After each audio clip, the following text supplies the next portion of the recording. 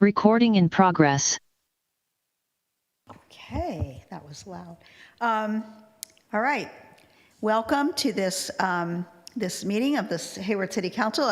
Again, we're operating in a hybrid mode, so you may be watching us on Channel 15 or on Zoom. We have some of our council members on Zoom and some here in the chambers. But with that, I'm going to call this meeting to order, and I will ask Councilmember Marquez to please lead us in the Pledge of Allegiance this evening.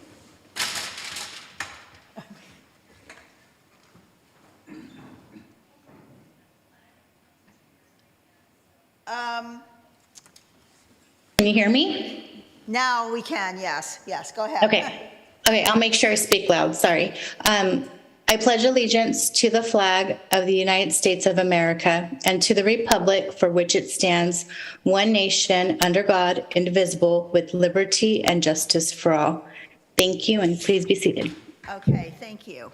So I will say from the outset, well, all right, let me just say that we are again experiencing some technical difficulties as we had last week. During transition, someone may start speaking but not be heard right away. So just, we're going to try to give it a minute or give it a few seconds. Anyway, we'll see how it goes, but we may have a few glitches. And I also just noticed that the sound from Zoom was coming on really loud at the beginning. So if there's anything that can be done about that to our technical staff, please do it. But with that, Madam City Clerk, will you call the roll? Yes, Madam Mayor. Good evening. Councilmember Andrews. Present. Councilmember Lamnan. Present. Councilmember Marquez. Present. Councilmember Salinas. Here. Councilmember Wahab. Here. Councilmember Cermeño. Present. Mayor Halliday. Here. Thank you. That has come to our, we've come to our closed session announcement, and I'll ask our city attorney, Mr. Lawson, if he would like to give us that announcement this evening. Greetings, Mayor and Council. The Council convened in closed session this evening at 6 p.m. Pursuant to posted notice and the Brown Act. And with all members present and no public comment, the Council discussed property transactions with its negotiating team. Specifically, the Matt Jimenez Community Center, the location of which is set forth in the posted notice. The Council gave direction to its negotiating team, but otherwise took no reportable action. The closed session adjourned at 6:48 p.m. Thank you. That brings us to public comments. This is your chance to make a comment on any item that is not otherwise on our agenda. I will invite comments from either our attendees on Zoom or people here in the council chambers. Not seeing anyone in the council chambers that wants to make a comment, so we do have someone on Zoom. Are we ready to bring him on? That would be Don Hockett.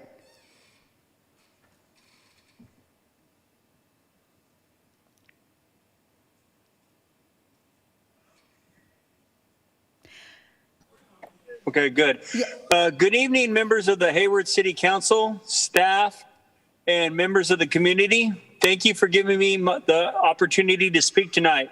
My name is Don Hockett, and I'm an organizer at NorCal Carpenters Union Local 713. I represent approximately 1,000 members from right here in the city of Hayward and 4,000 carpenters in Alameda County and 37,000 throughout Northern California. What are standard area wages for labor, you may ask? It is apprenticeship, healthcare, local hire, and a livable wage. Area standard labor language needs to be the template that developers use in Hayward. I would like to express to you that without these standards, the construction force is systematically abused throughout wage theft, 1099, where workers have no workman's comp when injured on the job, and mass safety violations occur on those projects. Healthcare and a livable wage are vital to the workers building these projects. Apprenticeship programs ensure the projects are built to the highest degree, and local hire ensures that not only that the tax revenue from the money spent by the workers, but ensure those workers can enjoy the basic things in life, like spending evenings with their families, maybe attending their child's Little League games, or going to a dance recital instead of sitting in traffic for 2 hours. The language that should become the policy here in Hayward and would support reasonable contractors that are already doing the right thing for their clients, employees, and the city itself. These responsible contractors have proven time and time again that they can perform at the highest standards. This policy would bolster Hayward's working class and cultivate a responsible market for good contractors. This would create a minimum standard for developers that are coming here, telling them that you value your citizens and that to build on your land, they need to value them also. By adding area standard labor to the city's pre-qualification language, you will show your constituents that the value not only just the city, but also the men and women building the city itself. I would very much like to have a real and valuable conversation with each and every one of you, as well as the developers listening in right now. How you can cultivate a prosperous construction industry. The NorCal Carpenters have thousands of members in Alameda County, and each and every one of them can be a great asset to any project coming in the near future. I look forward to talking to you more about this in the future, and we're always open there at 7:13 to speak with you guys. Have a great evening. Thank you. Is there anyone else who would like to make a public comment? Not seeing any hands raised on Zoom or anyone in the. Mayor? Councilmember Zermano. I didn't get the last name. Is it any? Because it didn't come out on the screen. Don Hackett? Okay. Hoket. Hokett. Thank you. Thank you, Mayor. Okay. Anyone else? All right. If not, we will move on to city manager's comments. And we have our assistant city manager with us this evening, Ms. Ott. So did you have any comments this evening? Good evening, Mayor, council members. I do not have any city manager comments tonight.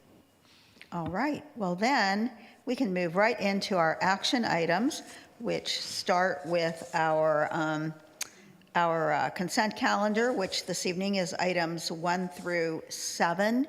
Is there anyone either on the council or in the public who would like to pull one of these items off the consent calendar to further discuss or ask any questions? Not seeing any hands going up on attendees or from our council members on Zoom. So, okay, so items 1 through 7 have been moved by Councilmember Zermano. Is there a second? Second. Councilmember Lamnin. Okay. Moved by Councilmember Zermano, seconded by Councilmember Lamnin. Madam City Clerk, will you call the roll? Yes, Madam Mayor. Councilmember Andrews. Aye. Councilmember Lamnin. Aye. Councilmember Marquez. Aye. Councilmember Salinas. Yes. Councilmember Wahab. Yes. Councilmember Zermano. See. Mayor Halliday. Yes, and the motion carries with 7 aye votes. So that brings us to, we're moving right along here this evening. Item number 8, which is a work session on fireworks, one of our favorite topics, I know, for everyone. Fireworks season appears to be over, at least for now, but we know what it was like in July. And so anyway, we are going to receive an update on the implementation of Hayward's enhanced approach that we took this year to education and enforcement of its fireworks ban. And we will start with Assistant City Manager Ott. Great, thank you. I'm going to quickly turn it over to Deputy Director of Development Services, Sarah Bowser, but I did want to acknowledge this is the work of a very interdepartmental group of staff and have worked really hard on this. And so we obviously implemented this new approach as part of the July 4th holiday, and here to provide you with an update. It's a work session, so we know we have some things to learn and look forward to your feedback, and then we can work on improving it for next year. So I'm going to go ahead and turn it over to Ms. Bowser. Okay. Great. Good evening, everyone. Can you hear me okay on Zoom? Yes, we can. Say something else now. Okay, can you hear me now? Yes, this is working well Yay. now. Go ahead. Okay, wonderful. Oh, and thanks to thank you, Miriam, for putting that up on the screen. I appreciate that. Let's see. So yes, as Ms. Ott mentioned, I am here to give you a brief update on sort of activities leading up and following the action that council took to make some modifications associated with the existing fireworks ban that the city already had in place. And as we mentioned, this was really an enhanced approach, a lot of education and outreach, and then a slight tweak to the way enforcement had been done in the past, sort of as a pilot program to sort of try something different, see if we could make a difference and make some changes in what was really leading up to what was preceding a lot of feedback that we were receiving from the community. So next slide, please.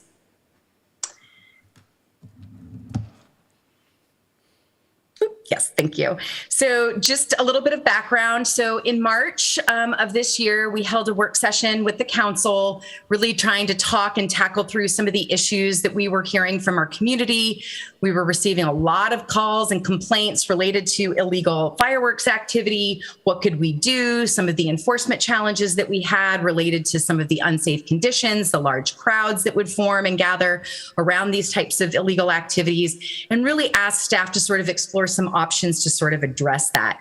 So we went back as a team, as an interdepartmental task force, as Ms. Ott mentioned, and really tried to explore some creative approaches to try to tackle the challenge that we had been experiencing.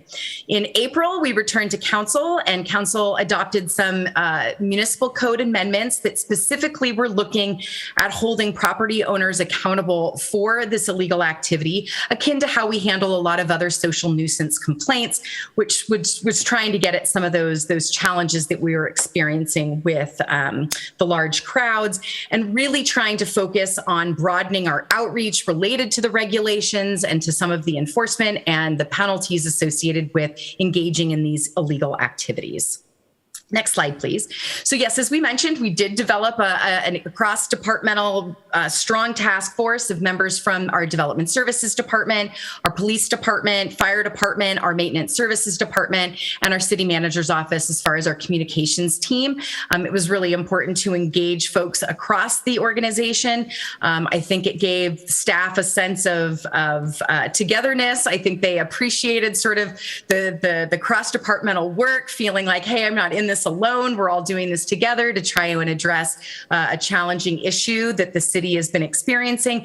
And it really kind of helped to sort of share stories and to get feedback and to work together to come up with, hopefully what we were hoping was going to be a great solution. And again, it was a pilot program that we wanted to try to see if we could make a difference. Next slide, please. So the program objectives as we moved forward were really to sort of focus on the private properties where the violations were occurring, and really to reduce the barriers that staff had for issuing citations for these violations. I mean, historically, PD would need to see it, have that evidence, cite them on the spot. It was really challenging, especially with some of those large group crowd situations. And so looking for ways where we can be sort of creative and find ways to sort of address the issue. We wanted to ensure a safer process for everybody. And then the idea was to mobilize this work plan as a pilot program in the spring and the summer leading up to what we envisioned was going to be the culmination of all of it happening on 4th of July. Next slide, please.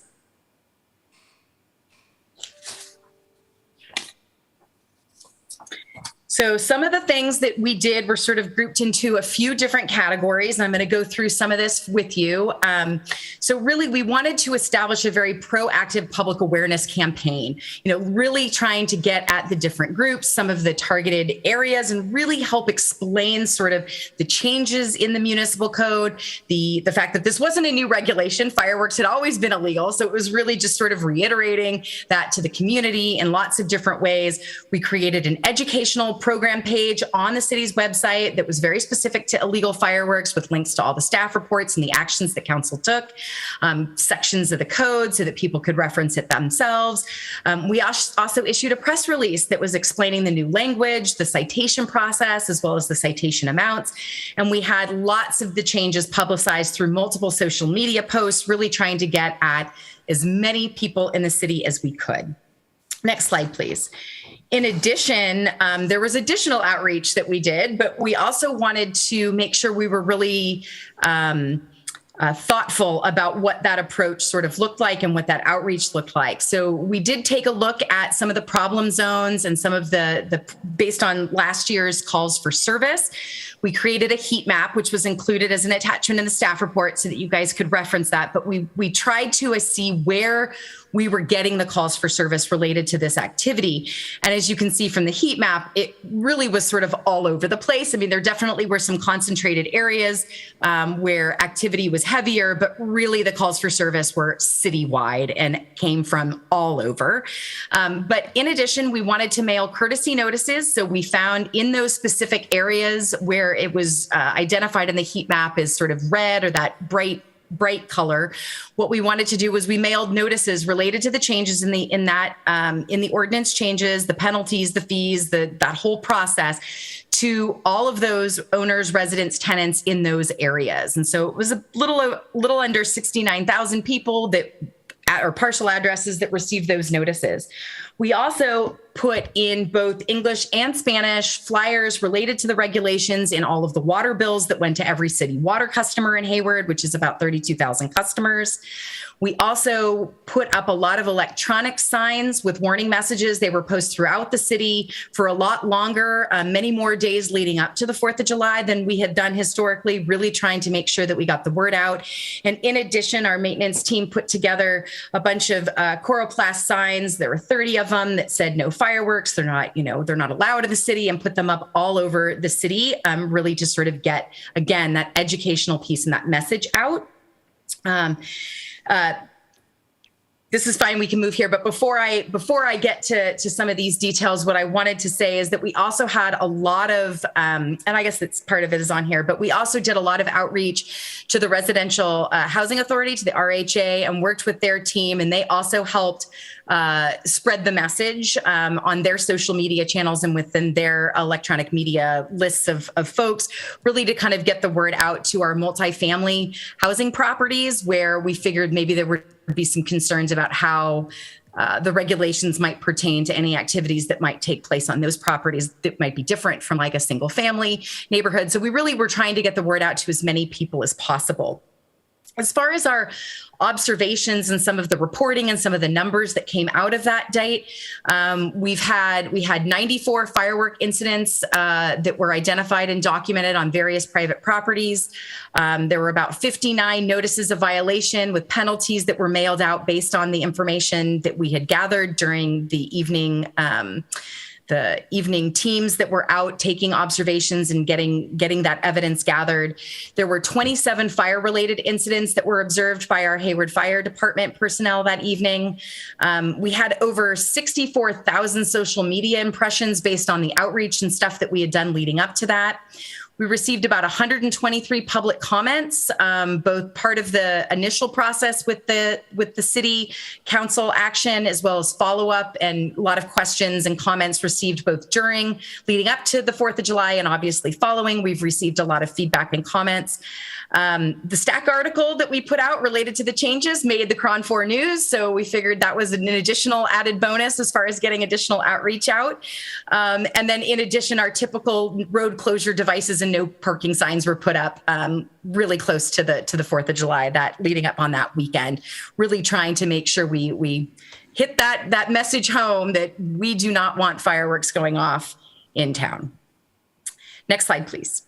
So some of the stuff that just wanted you to be aware of as it relates to the actual holiday itself. So on the evening of the 4th of July, we had joint fireworks enforcement teams that were comprised of Hayward Police Department officers and some of our code enforcement staff that went out and observed locations throughout the city based on feedback we were getting through the normal channels, complaint lines, as well as just where we saw them, right? So they're kind of a big beacon in the sky as they're going off. And so being able to get to some of those areas and observing some of the hotspot areas that we had seen from the year prior based on those calls for service. Most of the stuff was, the activity was documented based on and used using our existing technology that we have, which are typically cell phones. And of course, this is in the evening, so that footage can be challenging. And we'll get into that when we talk through lessons learned and things that we might recommend moving forward. Once that information was all documented, that evidence was then forwarded to our code enforcement team for follow-up action, and the appropriate citations were then issued. As a result, kind of a fun fact, but we were actually outreached by the Alameda County Sheriff's Office following our work, who have some interest in the approach that we took in our pilot program and want to learn a little bit more about what we've done and what we're doing. I think they're very interested in perhaps implementing a similar program. So I thought that that was kind of an interesting outcome for our approach, that we're getting noticed and there's some interest, and maybe we can get some partners in some of our adjacent jurisdictions that can join us, and maybe we can have a little more success moving forward. One thing I want to know is that, sort of given the resources and really the prevalence of the activity, as I'm sure we will hear from folks that will join and provide comments tonight, as well as I'm sure comments from the rest of council, staff honestly felt like it was a pretty successful pilot operation, even given the extent of fireworks activity that still occurred and some of the other challenges that we'll talk through. I think the staff that was part of the team really, as I mentioned in the beginning, appreciated the cross-departmental sort of work and teamwork to sort of address the issue. And I think that that was a positive outcome. And I think that, you know, for the most part, I mean, yes, we had some fire incidents, but nothing was, you know, a horrible, I don't think we had really horrible outcomes that came from that. Our staff was on top of those issues as much as we could be. And I think that, you know, from that response, I think from that perspective, I think that, you know, it was fairly successful. Of course, there's always room for improvement, and that's why we're having this work session, so that we can take that feedback in and make some adjustments, assuming council would like to continue moving forward with this plan. Next slide, please. So getting into some of our recommended changes, I think we definitely recognize that there's some need for some tweaks to what we did moving forward, should council desire to keep moving forward down this path. One of the things that we kind of debriefed as a task force was really coming up with maybe a different approach to some of our outreach, and thinking maybe we could come up with some cross-departmental team, a sort of a street team, where we would, you know, go out and actually meet specifically with some neighborhood groups and within some of the neighborhoods where they experienced a lot of this activity, and see if we can start having a little more one-on-one or small group sort of engagement on the topic with those groups. We also think that it might be important. I mean, we tried to reach as many as we could, but we were really moving forward with some limited budget, and just trying to do the best we could with this pilot program. But one of the things we'll talk about and wanting to come back as far as perhaps with the next budget is really kind of talking through some resources about what we would need related to that, both staff and financial, in order to maybe do more citywide mailer information and those kinds of things, and make sure that we've got the budget for that.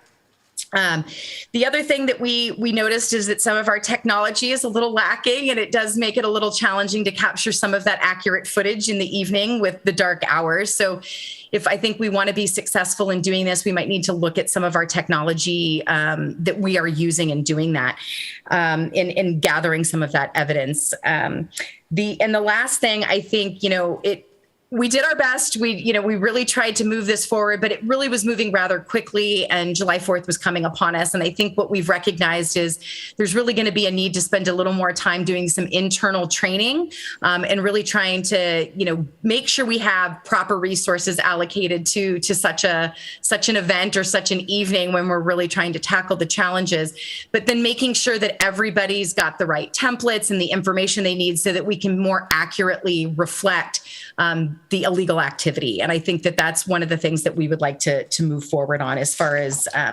next steps if we are going to continue with this approach. Next slide. So next steps, just want to let you know that before we had planned to come here, we had already had another collaboration sort of educational work session set up with the Rental Housing Association. We're going to be hosting a hybrid community educational work session in October, really trying to continue the conversation and get that feedback so we can continue to refine the program. And then, as I mentioned, I think that we will be back probably to council based on whatever feedback we get tonight, if there is a desire to move forward, to really talk through what sorts of additional resources we may need in order to be maybe a little more successful in future years. That sort of concludes my presentation, but before I turn it over for any public comment or council questions and discussion, I did want to turn it over to Deputy Chief Matthews just to sort of provide a perspective from PD and sort of what we're dealing with and sort of some additional reasons as to why we sort of went with the approach we did. Thank you, Sarah. Can everybody hear me okay? Yes. Okay. Good evening, Mayor and Council. I appreciate the opportunity to speak with you tonight. And as Sarah mentioned, just want to talk about some of the challenges from an enforcement perspective. I know this is a conversation that we've had before, and so this might be repetitive for most, but just wanted to highlight some of the challenges that we face on an annual basis in dealing with some of these fireworks issues, particularly on the. Okay, Captain Matthews, Deputy Chief Matthews, for some reason you cut out a little bit. We are still having those problems. Try again. Not really. How's that? We're trying from our end to fix it here. Okay. Oh, there you are. We can hear you now. Go ahead. Good? Okay, yeah. All right. The first thing that I want to highlight is kind of the safety issue, the issues that we face, particularly on the 4th of July. One of the things that we found in responding to calls for service, which it's not unlikely for those to be in the 600 range on 4th of July, is that the officers in the field are always, they're typically outnumbered. Some of these neighborhoods have hundreds of folks that are out, and so our officers are outnumbered. Oftentimes, it's hard to distinguish the sound a firework makes from gunfire. And some of the groups that we encounter have, been drinking all day. And so one of the things that we always try to do is make those assessments. We don't want to create a situation that's worse than the one that we're there to deal with. And that's kind of the risk management piece. We have to continually assess these and make those risk versus reward analyses. We're talking about fireworks, which is depending on the nature of the fireworks, classified as a misdemeanor. And so, proportionality is a piece that we have to take into consideration. The last thing that we want to do is to become involved in an incident that escalates or an incident that leads to some kind of a use of force. I think we would all agree that that's the last thing that we want. One of the challenges also in the enforcement world is having follow through, with prosecution of these things. I think that in the grand scheme of things and the prioritization from the DA's office, they're low level and oftentimes don't result, in a prosecution. There's a staff time consideration that we have to make if we are citing, making arrests, seizing fireworks. Sometimes staff have to be pulled off the street and engaged in, booking evidence and dealing with those things sometimes for hours. So it limits our capacity to continue to respond to calls for service. And sometimes, quite frankly, officers are off the street for an extended period of time. And I know that Sarah touched on this too, just the magnitude of the problem. This is not just a Hayward specific problem. I've been up on the hill by my house on 4th of July looking at the Bay Area. I have a view from San Jose to San Francisco, and it's quite a show. And the magnitude of the problem combined with, the resource limitations really impacts everybody's ability to respond to these things. So those are just some of the challenges that I know that we've highlighted in the past. I wanted to bring that forward. Thank you.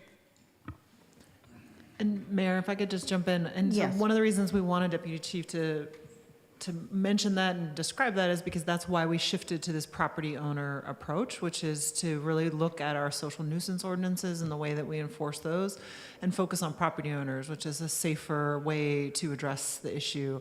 And so I just wanted to make sure that folks understood that why we're having Deputy Chief Matthews describe that. Thanks. Okay. So with that, I'm going to open it up for public comment. Since this is a work session, we'll go to the public first.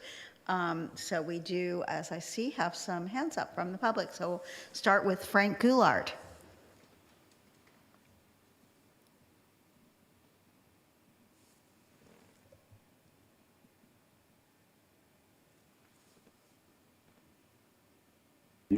Can you hear me? Yes. Okay. We made a tape with this, but this is just 4th of July. It's also a problem with New Year's Eve. And it's the same thing. So it seems to me, let's start with one thing, the 4th of July, and get with New Year's Eve, please. Actually, maybe 2 days, maybe it was good. But let's go one time a step.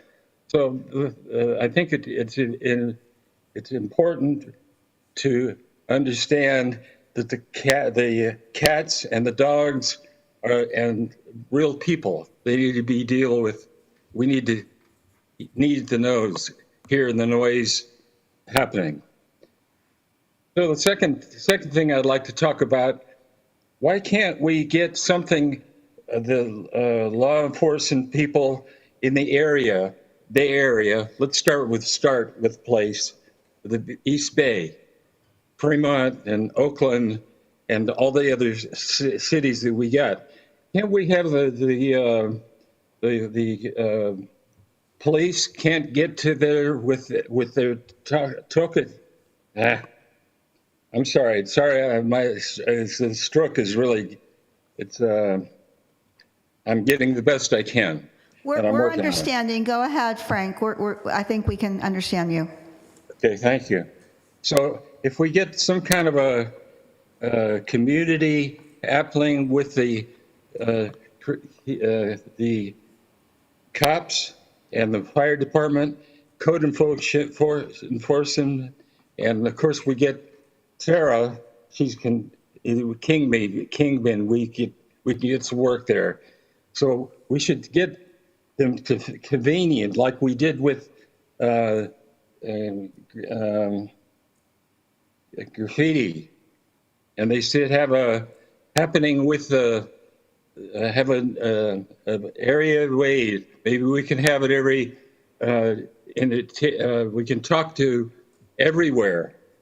Each of the cities that have in the East Bay, I think we could do better than that. I appreciate it, and then maybe we can go furry and get furry in the Bay Area and all around.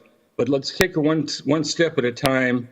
And there are probably other things like Cinco de Mayo and other holidays. But let's go at a time. One thing. And I appreciate all the work that you've done to be able to get this together. Thank you for your time.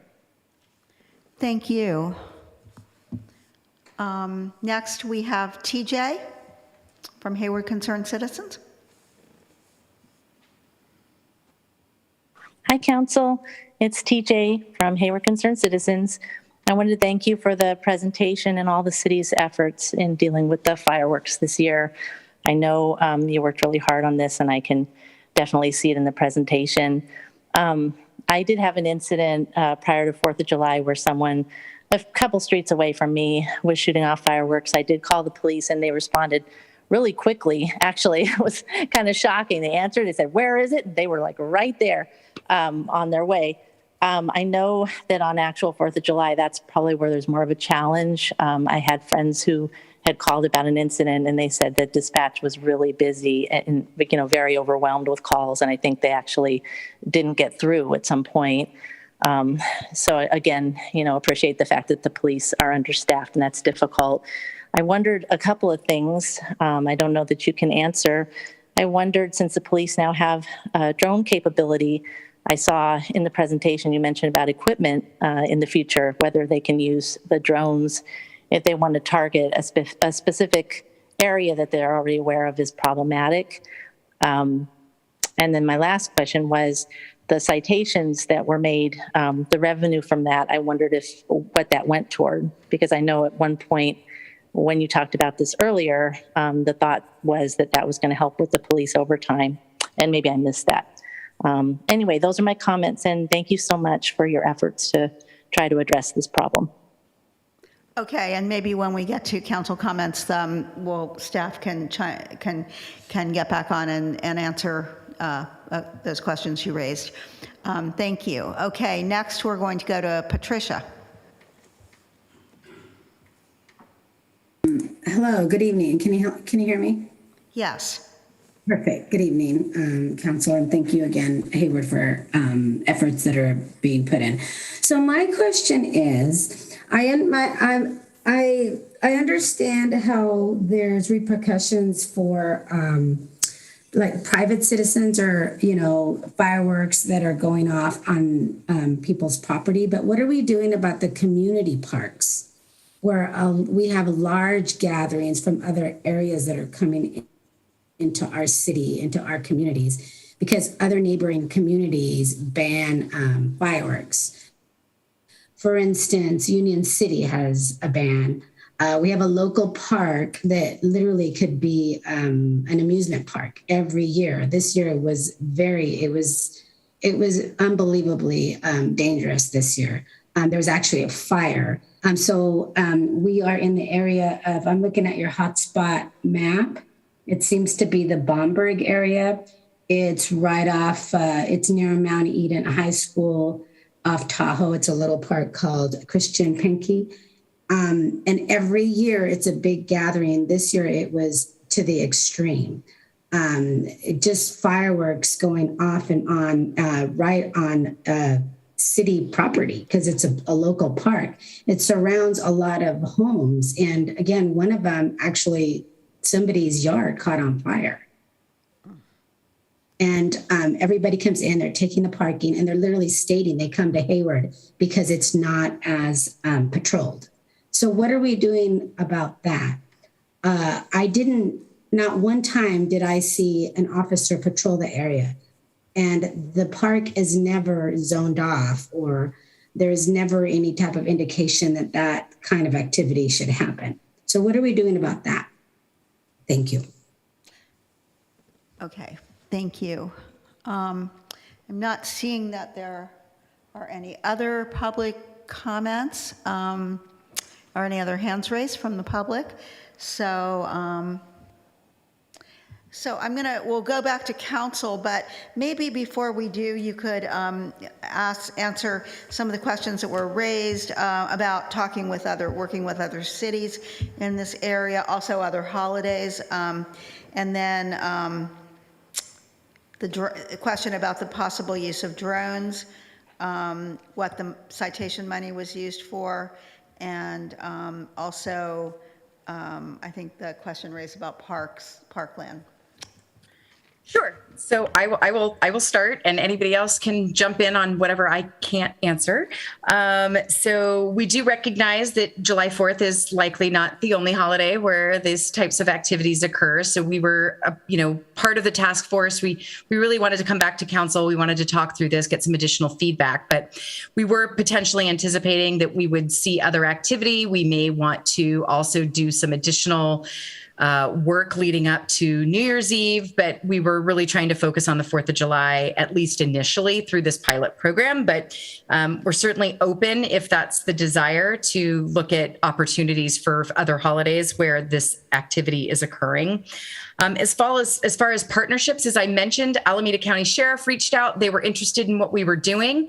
I could see similar activity happening. If that's the direction of council, I don't think we'd have a problem doing some outreach to some neighboring cities and hearing from them if they'd be interested in sort of joining forces and figuring out a more of a regional approach, since we're clearly dealing with more than a problem only in the city limits of Hayward. So partnerships and leveraging those are always a good idea. So happy to engage on that front.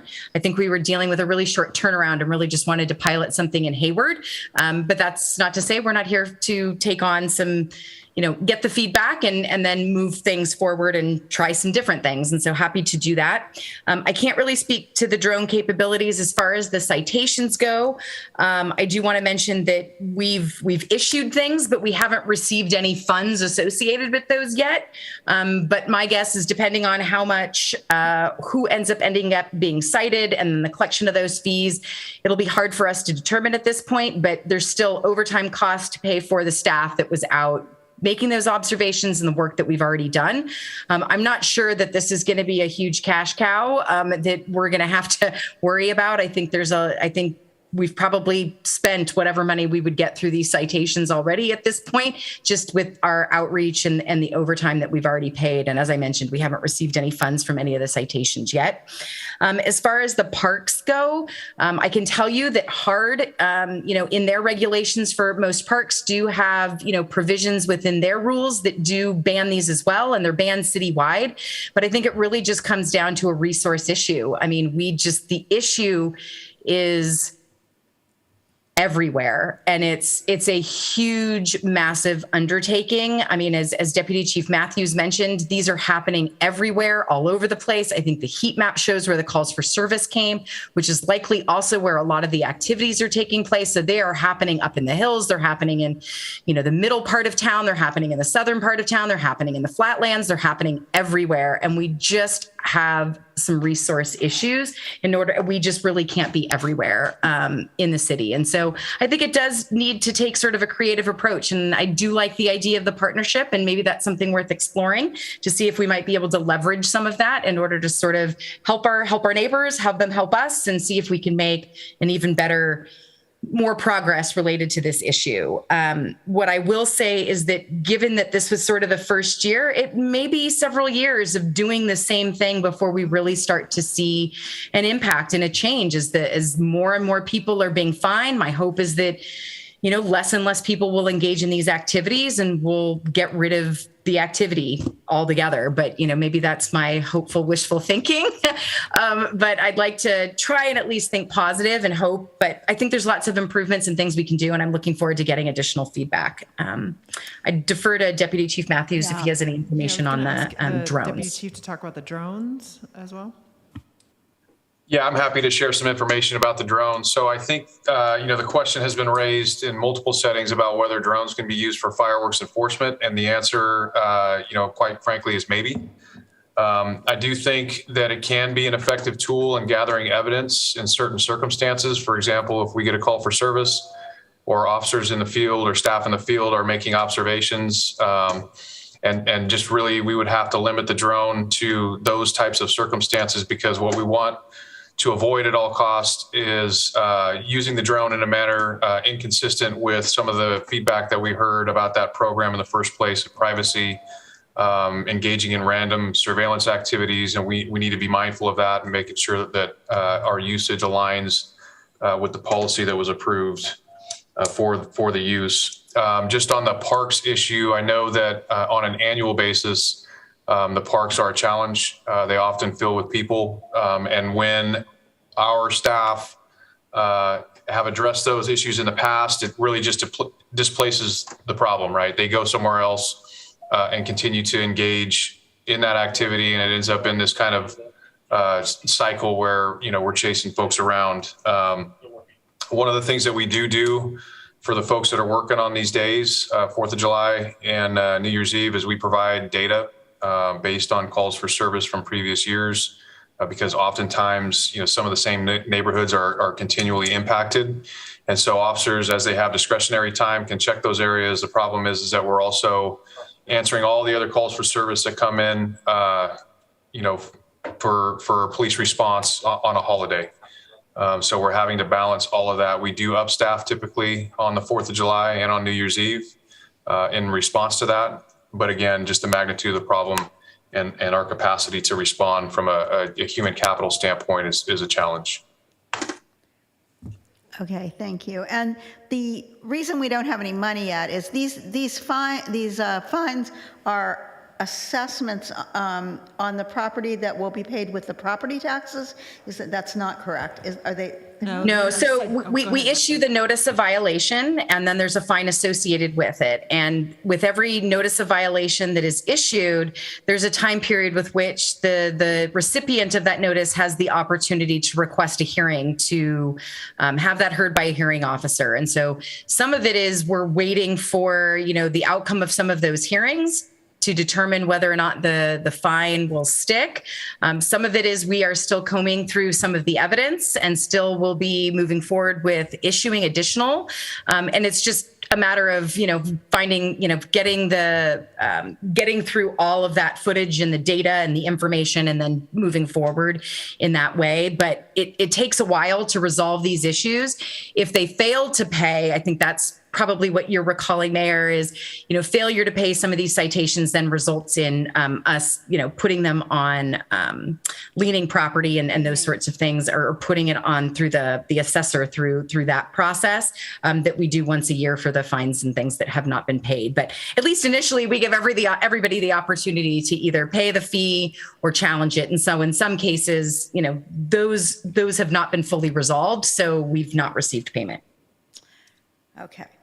All right. Well, thank you. I think that answers at least a lot of the questions that were raised by the public. So we'll go now back to council, and we will start here with Councilmember Zarmeño.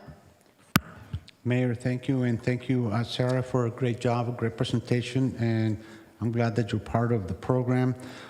Chief Deputy Matthews, also thank you for sharing the problems that our officers can face when they go to these calls. Can be very dangerous, especially when we know the firecracker noise is similar to a bullet noise. Okay, so that said, I do like the program. I wanted to continue.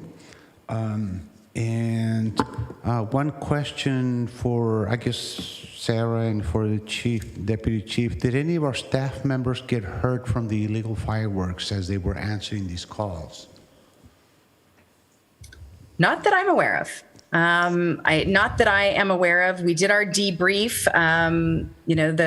The code enforcement staff that was part of it, I think, found it really interesting. They rode along with a member of the police department, and then there was some teams of police officers as well. I'm not aware of any, including our fire department staff. I'm not aware of there being any staff injuries during that evening, which I think is a win. Good. Thank you. I like the educational aspect of this simply because it provides folks an idea that this is why you shouldn't do it. This is what happens if you do it. So we need to ensure that we expand on that program possibly. You mentioned 68,000. Is that living units that we have in Hayward or that were visited? What exactly is that number? That number references the number of parcels that received a notice, and that was just based on the heat map. So those areas where we had a high concentration of calls for service, we sent very specific targeted notices to properties, residents, tenants, property owners in those areas, which was in addition to the insert that we put in dual languages in the water bills. All right. But that's not the number of living units that we have in Hayward. No. Oh, my goodness, no. We have many more households in the city beyond that number. All right, good. And the staff report talks about 34 signs that were placed throughout the city. Is there a chance to expand that number? I'm sure it's possible. We did what we needed to. We can certainly look into that if that's the desire. Okay, all right. So again, the program needs to be continued, especially the outreach educational. The 6 recommendations that you have listed are excellent.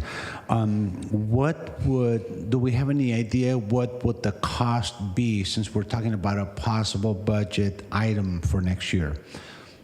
Then any ballpark figure, 50,000, 100,000? Just I don't at this point, but I'd be more than happy to provide that follow-up information. Okay. I don't want to take a guess. I really would like to work with the task force team and get a sense of what they're thinking and what's even possible before I provide a number. But we can certainly make sure that that's provided to council. And I'd just like to add, I think partly why we want to have the work session, if there is direction to improve this, make these enhancements, then we can go back and do some additional refinement on budget and come back to you. Well, I'm hoping my colleagues also agree with me that we need to pursue this even further and expand the educational and the outreach program.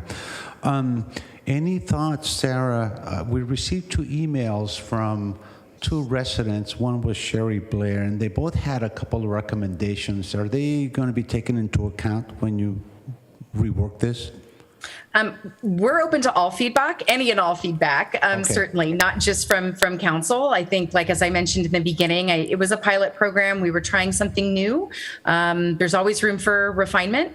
I think some of the things, may be a challenge. I know there was a request to, not charge hearing fees, but we're really, those fees are developed with a nexus, a user fee study that establishes those fees. They're supposed to be reflective of the time that is spent, and we have to pay for our hearing officer. And so I don't know that we can, eliminate a hearing fee per se, but we're more than happy to look at opportunities for refinement in those fees through a process and making those improvements. I think also there was a comment about not sending, notices of violation without having all of the evidence and that sort of thing. And I think, we did our best with the evidence we had, but that kind of leads to, us wanting to make the recommendations for really doing some more internal training and making sure our staff has all of the right tools so that they can be successful in those observations and with this program. So I think we will get at some of those things. And part of that is this learning experience and getting that feedback. But most certainly, we would welcome any and all feedback to the program and ways that we might improve it. I think we're all better off when we collaborate and work together. And that's why the partnership program is a good idea. So I think the program's in good hands with you. On the educational phase, please include some words on it as to why we do not have a free fireworks show in the city of Hayward. I keep receiving emails and phone calls. Why don't we have a free show? We used to have it at Weeks Park. They need to be told why we do not, and maybe also include places where they can go see free fireworks show. So see if we can do that. Include it in the letter. Let's see, one other item. In the fine program, people who are fined, so let's say resident A is fined in the year 2022, and in the year 2023, resident A again lights up illegal fireworks. Will that fine be doubled, or is the slate cleaned, wiped clean from year to year? It's technically, by the way of the ordinance and the way it's written, it would be wiped clean. And so that would be something that we might want to consider looking at some amendments as it might relate to that. Maybe the time frame is longer than a year. I don't know, honestly, if there's legal limitations or requirements. We'd have to explore that. But technically, the way it would work is it would be, if it was July 4th and then again July 4th, it would be a first offense rather than a second offense. If it happened July 4th and the same individual, was engaged in that same activity, for New Year's Eve, then in that particular case, it would be a second offense. My recommendation is that you keep that person on file, and if he or she repeats, then the fine needs to be doubled or tripled. Otherwise, resident A will say, "Oh, okay, I'll pay $50 or $1,000, and next year I can do it again." That's not right. Okay, and of course, we don't sell any fireworks in Hayward. Our neighbor to the south sells fireworks. So here's a crazy idea. Maybe we need to tell people, light it where you buy it. Mm-hmm. So that means don't buy it in Hayward. You can't light it in Hayward. So. Again, thank you for a good program, and let's continue and let's expand it. Thank you very much. Light it where you buy it, huh? And I'm not sure our neighbors would really love that idea, but okay. They need to stop selling it. We'll go back to Zoom now and go to Councilmember Andrews. Thank you, Mayor. Thank you, staff, for your presentation. And just want to acknowledge that before I was on council, I'm pretty sure I was on public comment popping off about fireworks. So I'm happy to see something being done about it. And apologies to the council members. I understand your pain now. I wanted to also let people know that I did run into someone over the weekend, and he had a Union City pin, and he shouldn't have wore that pin, because I went straight up to him and said, "What's up with the fireworks? Why you keep coming to our town, having the, fireworks being bought in your town and they're popping off in our town?" So I think you should reach out to Union City, because he said that they're sick of it too. So they are probably going to revisit it. But the city manager was correct in saying that there are a lot of agencies that rely on those sales. So that's their problem. But they are tired of fireworks. So definitely reach out to them and see if there can be some collaboration there. I wanted to know about social media, because I've been hearing people buying fireworks on social media, and just wondering have we reached out to some of the groups that hold, sales that seem to be illegal? Like, are there any groups looking at that to see if we can hold some social media companies accountable for some of this activity? We have not explored that, to my knowledge, at this point, but it's an interesting idea. But we have not done anything to that. I think, like I said, we were in a mad dash following the adoption to kind of get ready as much as we could for July. Sure. I don't know how feasible it is, but I'm hearing that that's where a lot of them are being bought. And then wanted to know, with HARD, I've been talking a lot about the facilities at HARD, and wanted to know if there is a possibility that if there could be more eyes at the parks, so whether they could hang out at the snack shacks and, know that they're getting paid overtime to work this holiday. If that's a possibility, just to have eyes in the areas to provide HPD some support in getting eyes, in the moment, to avoid some of the, we weren't there, couldn't patrol everywhere. But if you have HARD there on a walkie-talkie, maybe they can get someone out there if they see it in the moment. I don't know if that's possible, but that's an idea. We can certainly explore our relationships with our partners at HARD and certainly have the conversations, certainly. Okay. And then also wanted to know if, I believe you said this, but I don't remember, you were also talking to HUSD in the colleges. Is that one that, or no, I didn't hear that? Okay. Maybe I wanted to hear that. So and maybe that's a possibility too.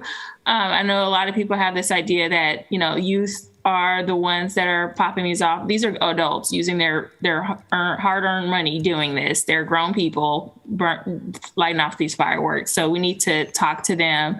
And then also wondering if it's possible to meet at shopping centers, having just like a tent out there a couple of days before at Target or wherever there's a huge shopping center, and kind of give information out that way, just kind of meeting people where they're at.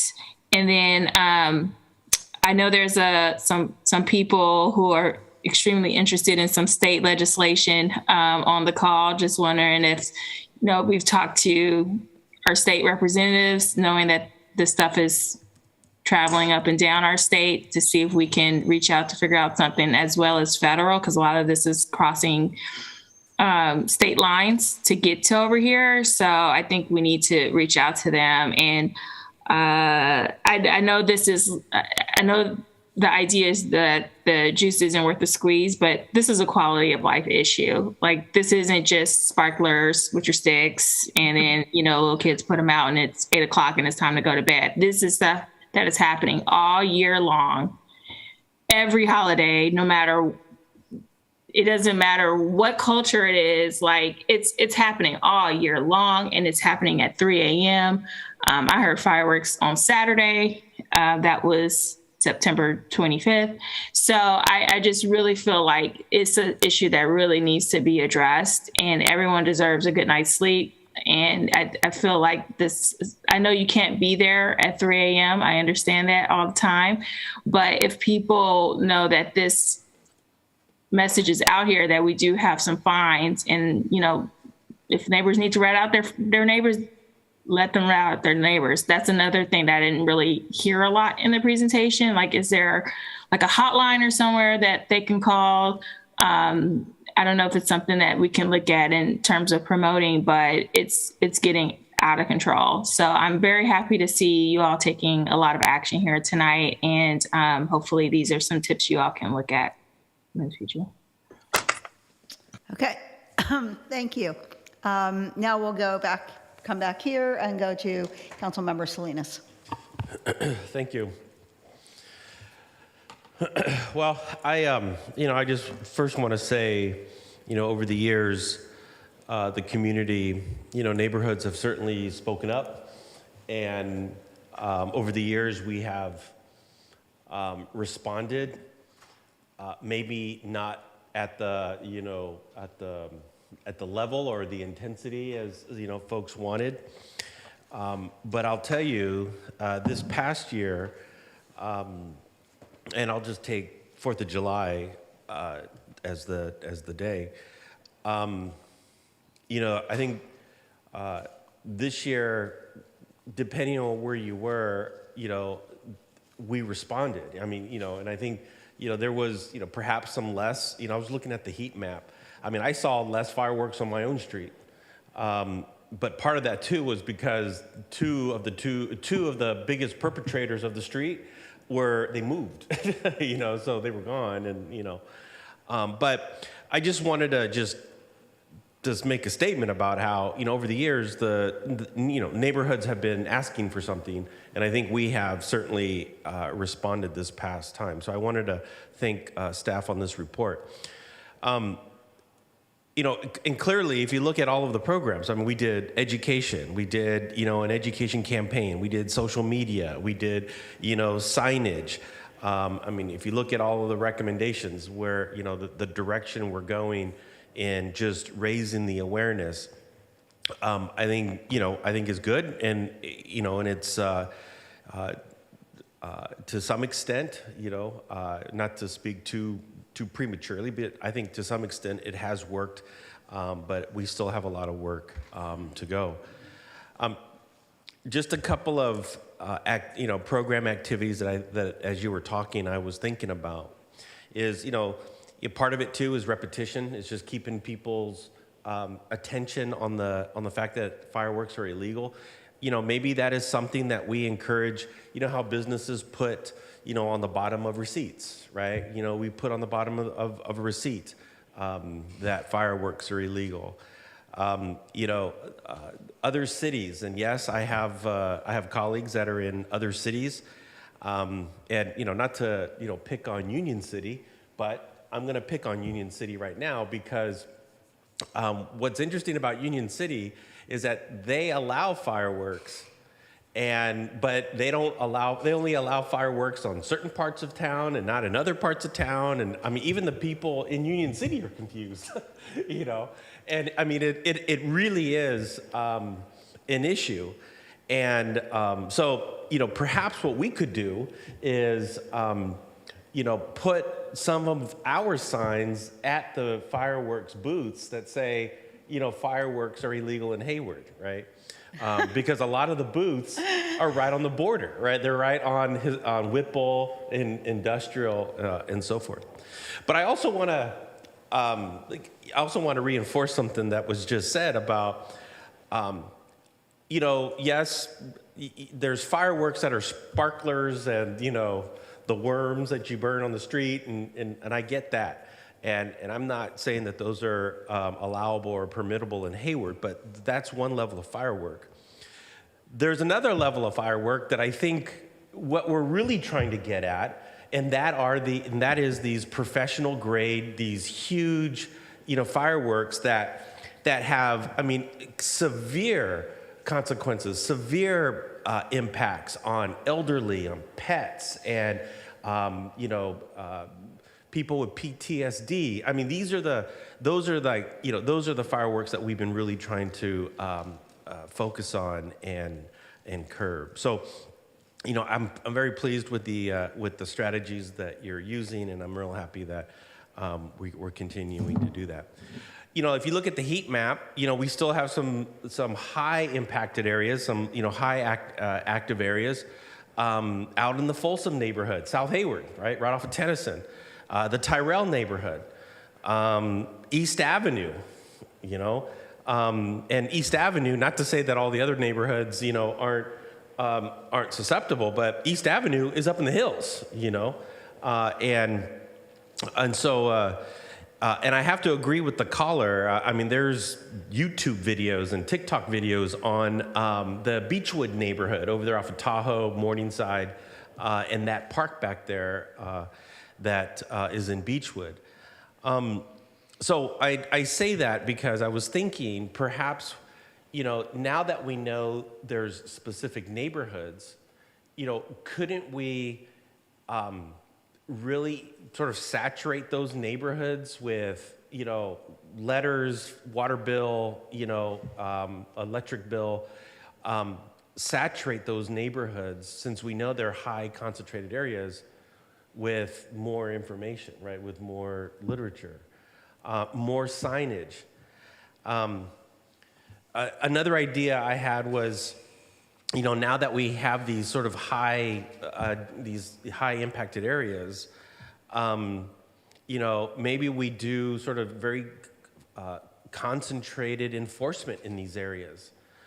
These are areas that, the heat map was good data, but I mean, these have been areas that have happened every single year. So, maybe we need to have very strategic enforcement in there, where, we put officers in there and the fire department in there to enforce the ordinance. Last comment I want to make, and I know the report, and I know a lot of the public comments we had is talking about enforcement, and enforcement is not. It's not a happy, it's not really a happy strategy, because nobody likes to get, get cited, and nobody likes to get a ticket, and so I was curious, and I don't know what the research is on this or what the data shows, but I'm curious about what if we were to create an alternative event in the city on 4th of July that, that steered people away from, these, illegal fireworks. And I'll just give you an example. And this is, it might be sort of not necessarily an out of a box idea, but maybe an out of this world idea. But, one of the things, and I know the mayor was there this past conference, is the League of California Cities, where that booth, remember that booth with the lights? It was this booth where they had all the LED lights, or the fiber lights. I talked to them. Yeah, yeah, exactly. I mean, what if we had, on that night we did like a light parade or a light, something, exposition in downtown or along one of our corridors where neighborhoods came out and saw, a light display of some sort. I don't know. I mean, I'm just sort of, throwing that out there.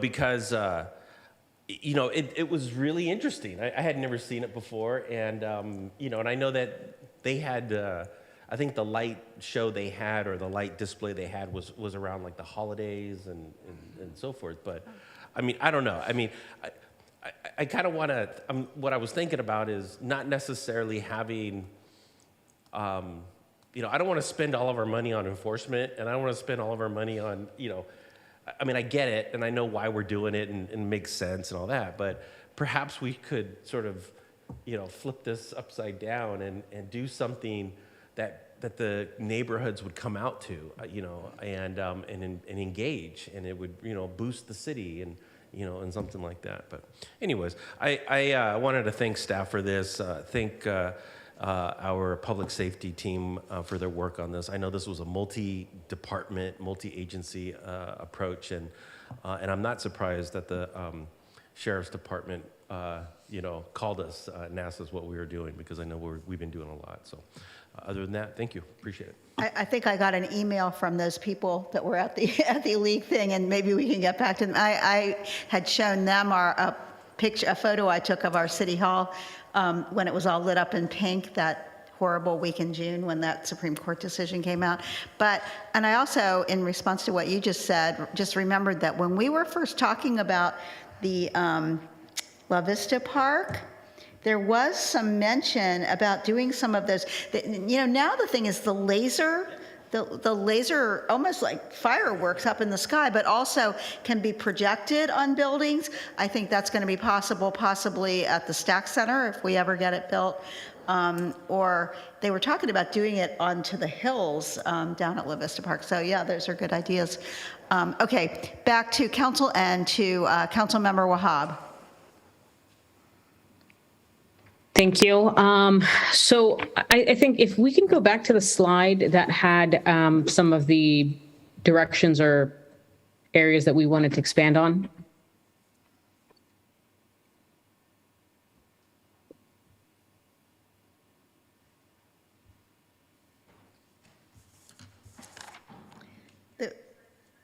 That one, I think, yeah. That one. And obviously, I know you guys know far more intimate details of what happened this last cycle, as well as I agree with Frank as well. The big holiday seasons, whether it's 4th of July, Cinco de Mayo, a big football game that everyone expects us to win, right? Whatever the case may be, but it's on people's radars, right? You guys probably paid more attention than I do on it.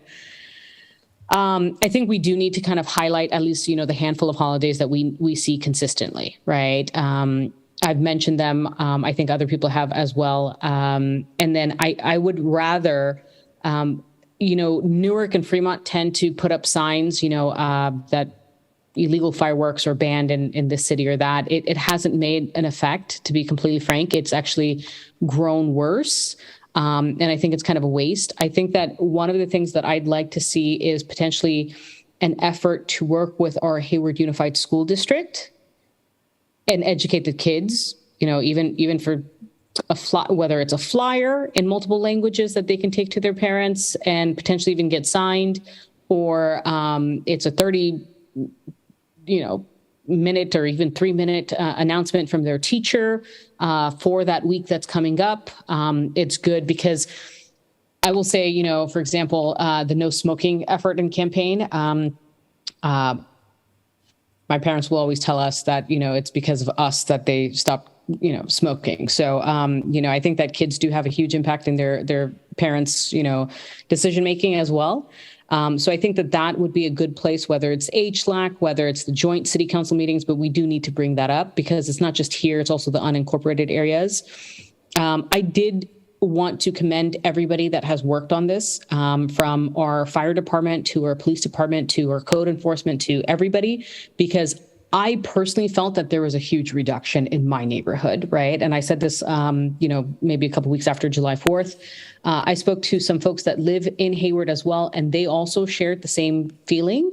They said it was still kind of there, maybe on 4th of July night, but not as bad, not as long, not as, how many days, right? So I really want to thank you guys for doing that. And then I don't necessarily want to keep charging our residents in this effort, right? Because as you all have seen emails come through, these are residents that we all know that they have historically been very law-abiding. I don't think that they necessarily put up the illegal fireworks.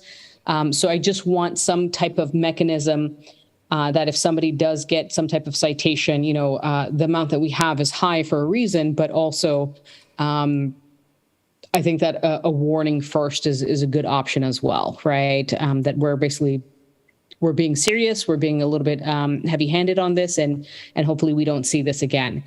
I don't know about a street team.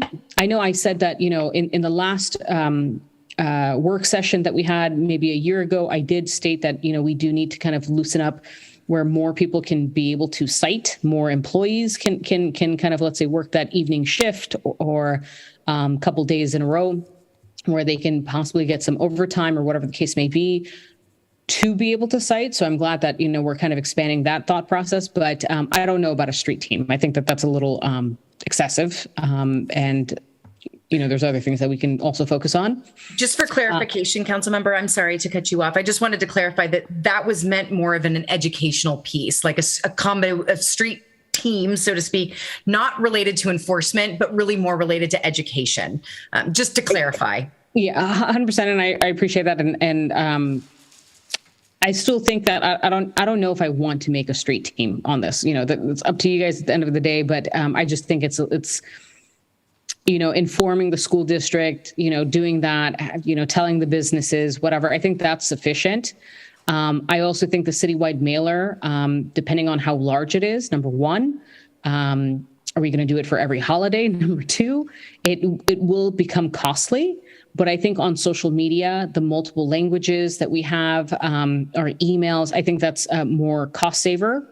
And then in the annual report, our city manager will send out an annual report. I think it can have a disclaimer, one big bright little blue line or whatever that says, just FYI, no illegal fireworks. I think that's sufficient as well. Because we send that out every year. So I just don't want to spend money that's, we can find other ways to do things in a more cost efficient manner.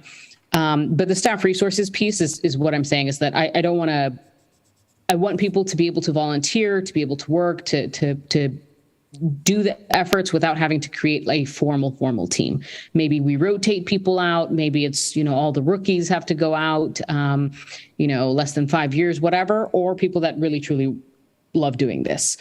On the equipment piece, I wasn't 100% clear exactly what you meant. I know that, we're trying to expand on equipment and some of the imagery is not the greatest. And I kind of just wanted to understand exactly kind of this last July 4th, what was it like with our equipment?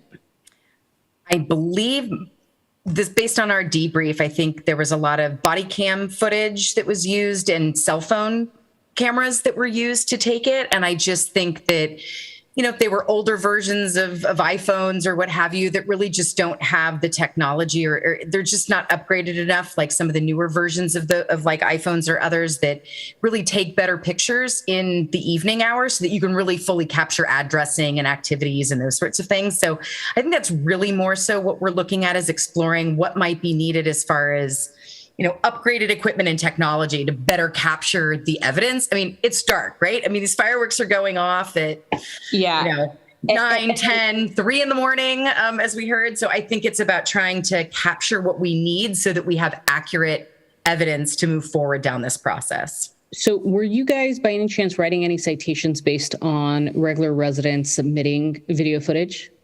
We did both. So we got information from residents as well as our own observations out in the field. And if we got in, if we heard about it while teams were out, they would go to that neighborhood, check it out, see what kind of additional evidence they could gather related to that. So it was a mix, but certainly we would take anything that anybody sent to us and use that as well. So we took it in all forms.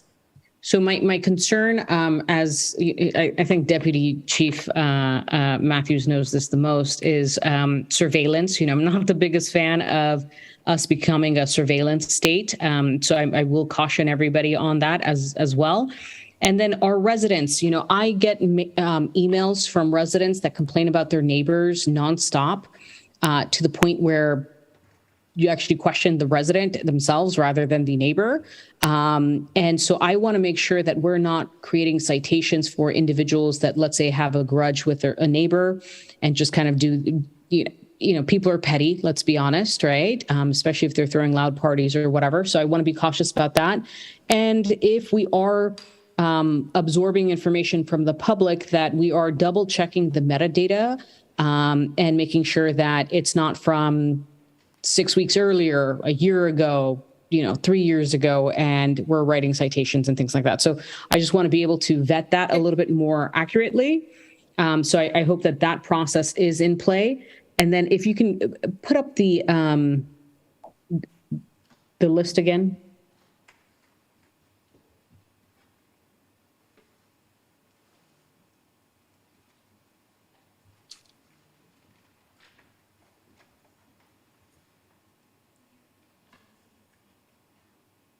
All right. Yeah.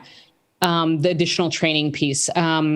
So again, I think things went, personally, I think things went well. So I commend all of you guys for working on this. When you guys talk about additional training, who are you guys trying to reference? Are you trying to train the public, trying to train the people who cite these folks?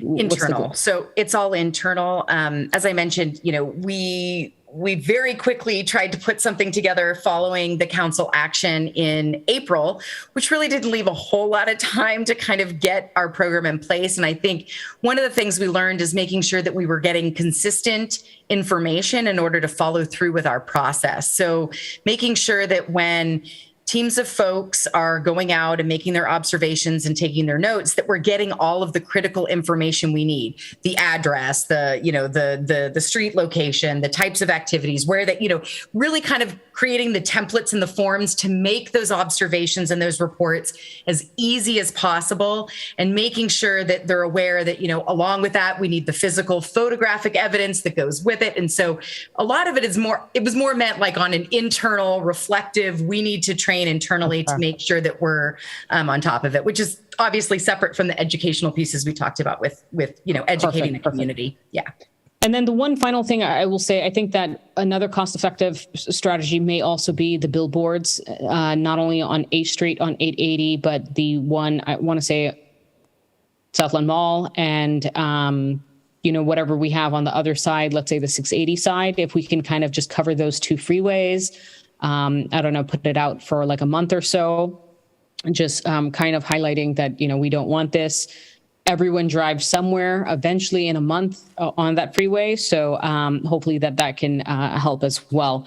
Other than that, I saw the stats that you put up. I think these are great stats. I think I'm hoping not to break anybody's bank, right? But, and hopefully, we're being very, very gracious and just warning people first go round and primarily educating folks. But again, I really want to commend everybody, because I know everyone can have fun, but they're spending the evening writing citations to other people who are having fun. So kudos to you guys. And again, thank you. And I'm looking forward to seeing kind of some of the improvements as we move forward. So thank you.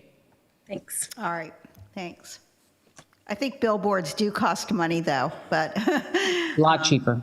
But yeah, not a bad idea, though. Let's see. Okay, Councilmember Marquez. Thank you, Mayor. Can you hear me okay? Yes. Okay, great. Thank you. So I just want to give everyone involved with this pilot project a sincere thank you, appreciation for the creativity and just the short runway to actually launch this pilot. I think it was very important and imperative that we got the feedback that we did. So obviously there's always room for improvement, but I did ask a lot of residents on the night of National Night Out. I went to multiple neighborhoods, Flatlands, Hills, you name it. And I could say overall people did state that they noticed a significant improvement. It was loud the night of 4th of July, but leading up and after, it just wasn't as frequently. And it seems like the issue continues to be the illegal fireworks that really should not be in the hands of anybody. So only in the hands of professionals. If you're at the A's game, that's appropriate. If you're in Hayward, it's not. So I want to encourage us. I don't know if this is on our legislative priorities for our lobbyists, but if it's not, I want to ask staff to please make a note to add this. I know my colleagues have mentioned state and federal advocacy efforts around this issue. So I'd like to see that added to that list of priorities.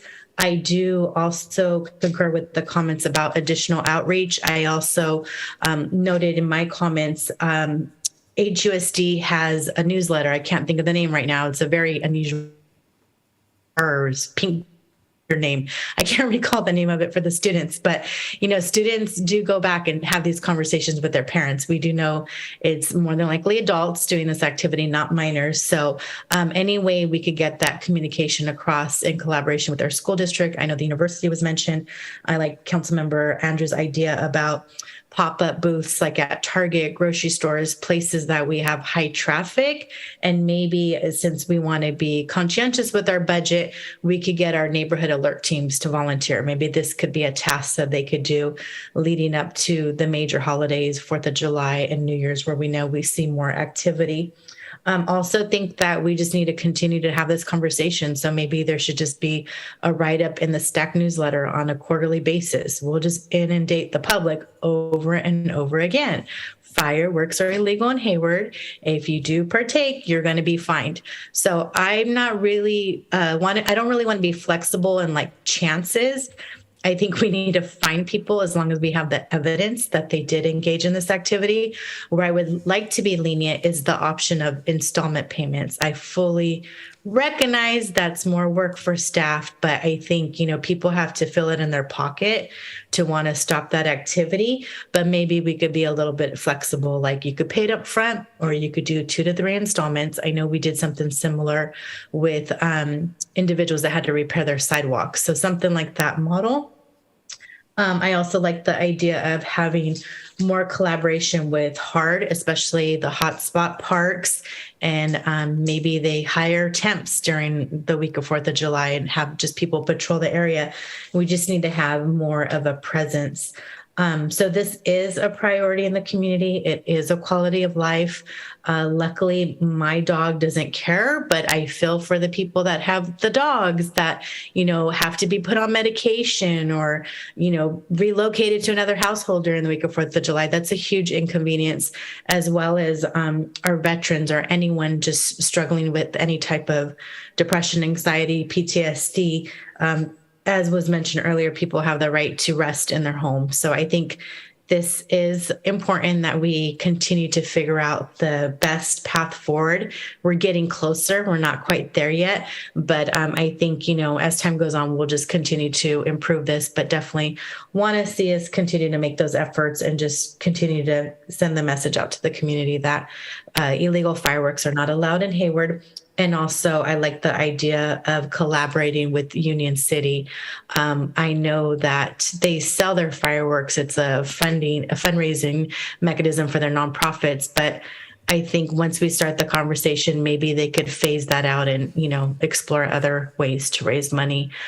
So those are my comments for now. But just, again, thank you to staff for all your great work on this. Appreciate it. Okay, thank you. And Councilmember Lamnon? Thank you, Mayor. Yes, I add my appreciation to the rest of the team. Really great work, everybody.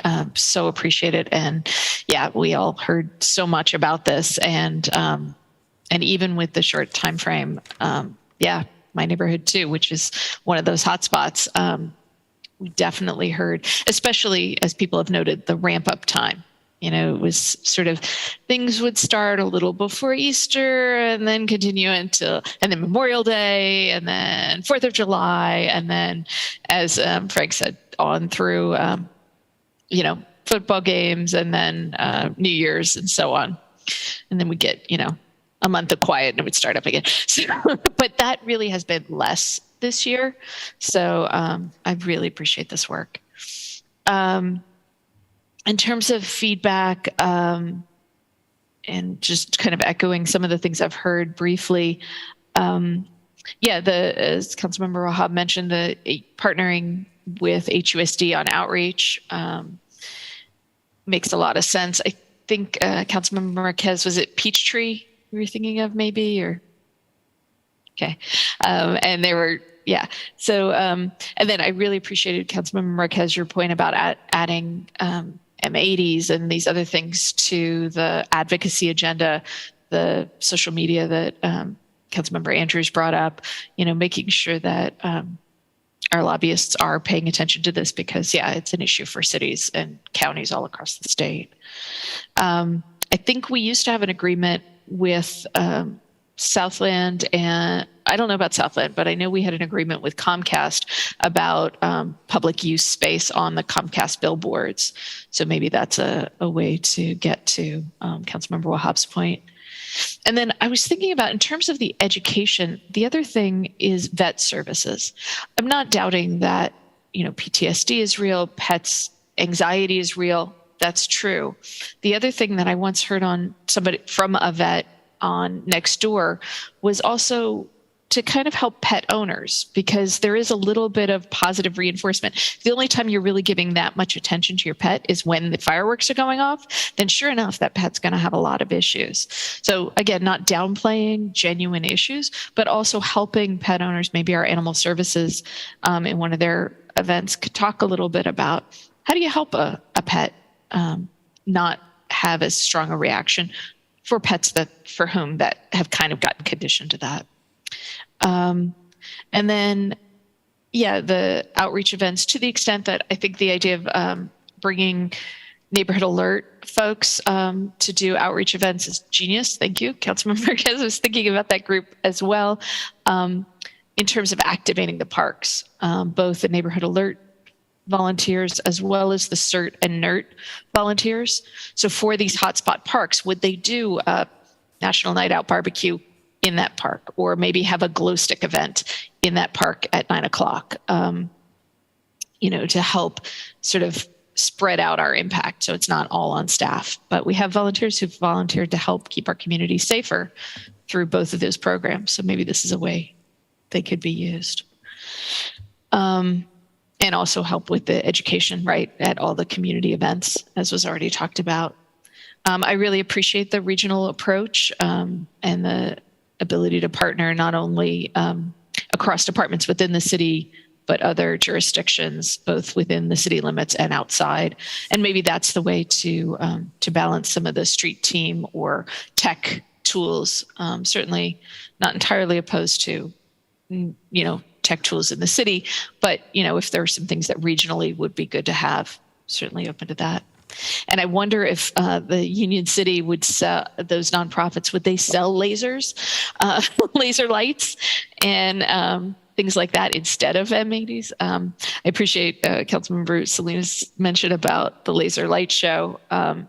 And, I think for everybody that would love to see that, talk to your community groups, because the city is really moved out of the business of putting on events, but we've done a great job with our grants and our permitted process in terms of supporting community events. So maybe there's a group that's willing to do a laser light show that could help us with that. So just putting it out as a call to anybody who happens to be listening.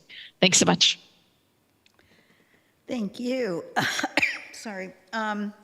All right, so I think there were a lot of good suggestions coming out of this. I think overall we're really pleased with the outcome of this pilot program, and I just really want to thank staff for all the hard work that went into it, and community members too who responded to it and helped by giving us information. I think as far as when it's really happening, I think the 4th of July is really when it is intense, and it was this year at the height, like in the 9, 10 o'clock area. It was really bad. We know that sometimes it isn't private property, but they are actually doing it on our property, or HUSD or hard property. I do like the idea, and I'm aware, and I think Councilmember Wahab has, good reason to not want us to be a surveillance state, but, in some ways, and especially on those bigger properties where we know it's happening, some of the parks. I believe it was happening in one of the parking lots in the downtown, although I didn't actually venture as far as I thought where it was happening, but it was like a war zone in the downtown. If we know of places where people are really having intense activity, whether drone coverage could help at all, at least in letting us know and then helping us get attention to those places. with more than just one police officer. I think getting the word out, going to HUSG, someone mentioned, really getting into the schools. I think that's a great idea. And the thing is that we all need to recognize, especially in the 4th of July timeframe, that there is extreme danger in this activity in our area, and it's only going to get worse. We know it's getting worse. There have been some bad fires. Fortunately, they haven't actually burned down buildings. And I think because the fire department has always been very vigilant. And but I remember one year seeing a huge area burned out, hillside, out where it's actually it's out in the wetlands area, but it's the old landfill and the part that's covered that's kind of a hill. It was really sad to see that. A lot of creatures died because of that. I think that's something kids might actually, think about, because we are all really, thinking about fire a lot these days. We know that it's happening in our state, and the connection there could really get people's attention. The types of fireworks. Now, my understanding is Union City doesn't sell the things that make a lot of noise. They sell the more, I could be wrong. I don't exactly know what they sell, but I'm picturing sparklers and, little things that make, not hugely loud popping sounds and stuff. There is a type, and then there are the fireworks that go up in the air. They make noise, and they're really pretty to look at. I have to admit, I enjoy seeing them sometimes, maybe for a few minutes, and after that it gets really old. But there's a type of firework, I always forget, it's something like M something with a number, but they are, they're just huge, loud booms. And as far as I know, they don't come with the lights, or maybe I'm just not seeing them. They are scary. They're what is really scaring the pets and the people with PTSD. And I talked to a gentleman a couple of years ago who, was in, hurt in the war and in one of the wars, and really, had those issues, and it really, it's a very sad thing to hear what some people go through, and so it is something we really have to continue to pay attention to. Sporting events, I don't think that at New Year's Eve, it's also a wetter time of year, but, I agree, we really need to be out there all the time. The 4th of July is the worst. Sporting events, I don't think we have to worry about that too much this year. There probably aren't going to be any great victories of any of our teams the way they're going, but what really gets me is when they start fireworks before my household is finished watching the event, because we don't watch things in real time always. We might be a little behind, so that's kind of annoying. But those kinds of things are not, are really, we're really talking about New Year's Eve and just the terror. And so I think the more people, the more staff we can get out on this, on New Year's Eve. And I think it's great that now we can have staff, they don't have to be sworn police officers, out there to help and identify.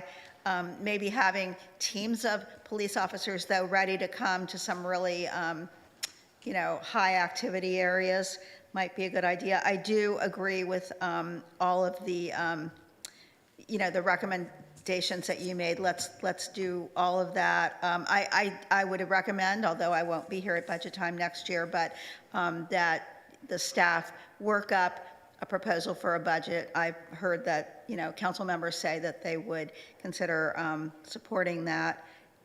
We do need to put some resources toward this. If we need better equipment, we should get it, and additional training, that should happen. And I think that we all need to realize that it's going to take time.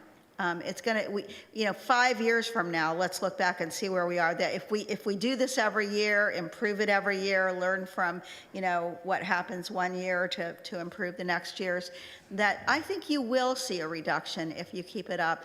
I think people know, when people know that they will be fined, that it really may change activity. So let's keep up the good work. I thank everybody, including the people who called in and sent us emails ahead of time for their input. And I hope staff has has gotten what it needs tonight or what it wants. Is there anything else you would like to ask us?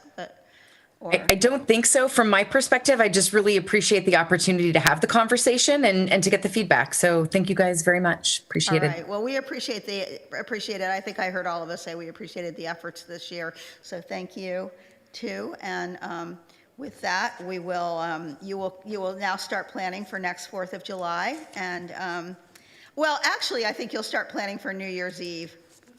And yep, that will be the plan. Definitely no, we don't have a World Series to worry about this year. So, you know, after that, we might have some other things, but that remains to be seen. But certainly by next 4th of July, you know, maybe we'll really make an impact. So thank you. Okay. So now we have come to the end of that, and so we are moving on to council reports, announcements. Lost my. Okay. Councilmember Marquez. Thank you, Mayor. I just wanted to encourage members of our community, anyone listening in.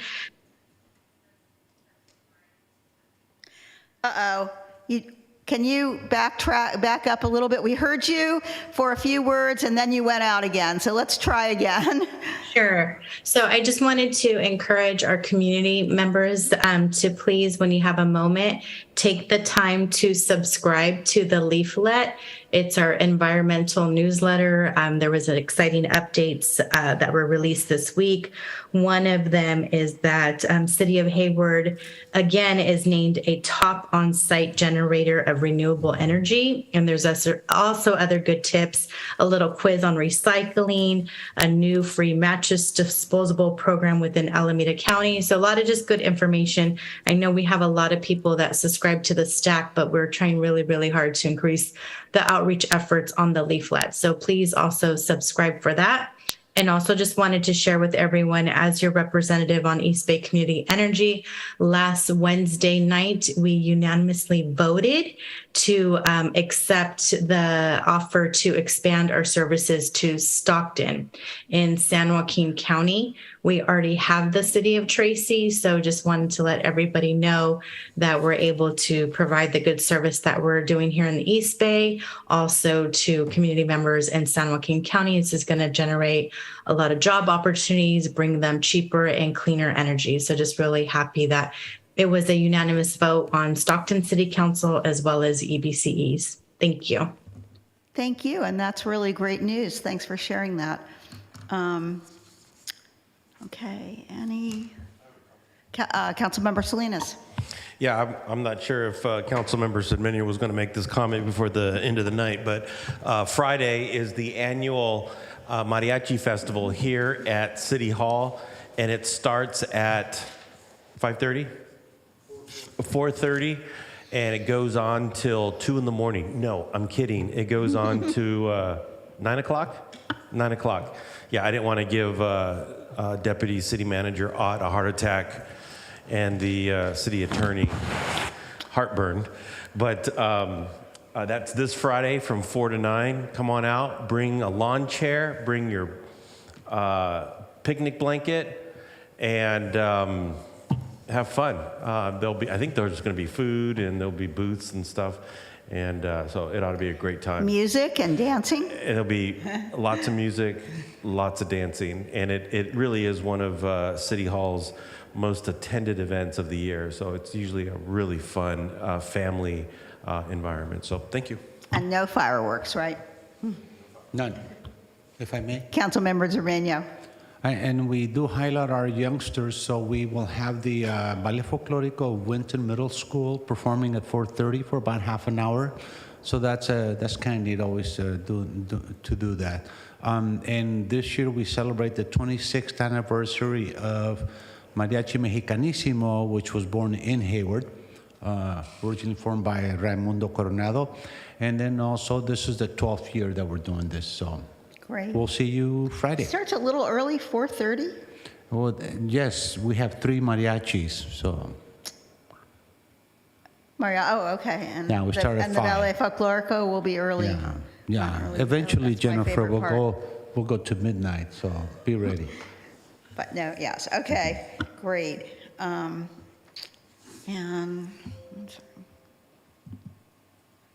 Councilmember Andrews. Thanks, Mayor. We actually have a Science in the Park event that's coming up on Saturday at Cal State East Bay, put on by Richard Valle and a bunch of other groups. So that is Saturday, October 1st from 9 a.m. to 2 p.m. Cal State East Bay, Science in the Park. And Keep Hayward Clean and Green, I believe, will be out there as well. So a bunch of fun stuff for kids to do. Are you going to be there? I will be there later towards the afternoon. Because in the afternoon, because I think we're in the morning is when they're going to have us work as teams and be in a contest called "Are You Smarter Than a Fifth Grader?" No, I decided not to embarrass myself and sign up for that. So I can't believe that. Now, come on. I mean, I am stressing out about it because I would not like to be shown to not be smarter than a fifth grader. But how about anybody else? Who else is going to be there? I'll be there. Okay, all right. Well, I got Councilmember Zermenio. He'll know all the answers. So I'm really, because, we're really working for something. We then, if we win, we get to give money to our favorite education foundation. So I'm rooting for you both. Yeah, thanks. We could use your help, though. I'm sure you would have been a lot of help. But, well, we'll see. We'll see. Think about it, at least, all of you. Because, a team effort. Together, we should be together collectively smarter than a fifth grader, or at least maybe not smarter, but know a little more and be able to answer whatever questions they're going to ask. I'm going to work on my state capitals before I go. So, okay. Anyone else? All right. Well, then, that brings us to our adjournment, and this is our first. Since we do these on the last Tuesday of the month, this is the first time since the break, but we do have two this evening, and they're both people that I knew pretty well. First, a good former neighborhood, or not direct neighbor, but Deanna Bogue lived in the Southgate area for I don't know how many years, but I know it was more than 30, probably more like 60 maybe, and was a true neighborhood person. She kept an eye on everything that was happening in the neighborhood and around the neighborhood. She worked tirelessly to keep the neighborhood association together and to let people know what was happening and, develop a neighborhood response to whatever it was. And I remember her most from working with her on some of those issues. She also, though, was very active in our Hayward Neighborhood Alert program. And I know that there are many, many of our police officers and people who worked with her in the Neighborhood Alert organization really do mourn her loss. She passed away, I believe, in early August, and I know thoughts go to her son, Ed, who actually represents the city on a couple of, like the Oakland Airport Noise Forum and the Alameda County Airport Land Use Commission. So our thoughts are with him and the rest of his family. And I know I'll really miss Deanne. She showed up at a lot of events and just was always a very cheerful and, giving person. So, and then also, yes, Francisco, Councilmember Zermenio. Yes, I remember her very well. She was a very active member of the Greater Hayward Democratic Club. And I know her best because of her deviled eggs. I have not run into better deviled eggs than those that she made. Just excellent. And unfortunately, she did not teach her son how to make them. So I'm searching out there. If you have a good deviled egg, please let me know, and I'll go to your house and taste it. Thank you. I'll try some of mine. I don't make very many things in the kitchen. I'm not the really? cook in our house, but I do make deviled eggs. I don't remember if I'm sure I've had her deviled eggs too at Okay. various They're things, but best I'll in the try. world. I'll Okay. make you some and we'll see. All right, very good. Okay. And then the other person is Betty Moose. And she actually wasn't a Hayward resident. She lived in San Lorenzo, but she contributed a lot to the Hayward community. She actually was a founder of Ruby's Place, which is, a place where people can go if they're, especially women who have been subject to domestic violence. I remember her most as a very active and vocal member of the Hayward they say she was a member of or participated in Hayward Shoreline Advocates, but she was also a longtime member of the Hayward Area Shoreline Planning Agency when it included community members, and really cared about that shoreline and was really instrumental in a lot of things that happened out there.